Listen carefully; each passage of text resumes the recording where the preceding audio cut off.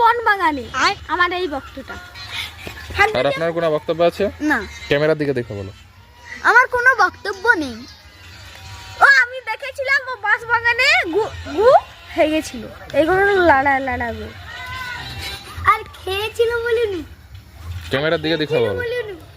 আমি বলেছিলাম ও গাছে বাঁশ বাগানে এরকম গু দিতে গেল, বড়ি দিতে গেল, আর পাশে আমার গা টিস্যু নিয়ে বড়ি দিল, এরকম ছড়িয়ে বড়ি, মানে সব তারপর স্যারগুলো সব ধুইছে, এরকম বড়ি ধুয়েছে, রাত্রিবেলা আবার বড়ি দিয়েছে। কি কইবিট কর। আপনার কোনো বক্তব্য এখানে আসুন। হ্যাঁ, বক্তব্য আছে, বলুন। সুরবাইন দাঁতরা দেখছি দিবে। সুরবাইন স্কুলে লোকের সঙ্গে মারপিট করেছিল।